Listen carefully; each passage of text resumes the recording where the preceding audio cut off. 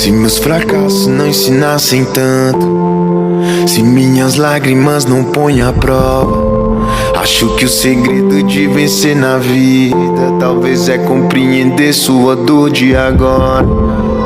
Ninguém nasceu no topo da montanha e a escalada sempre vai ser árdua.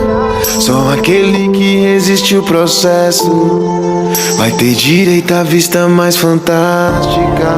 O melhor peixe é o que você pesca, a melhor caça é a que você caça.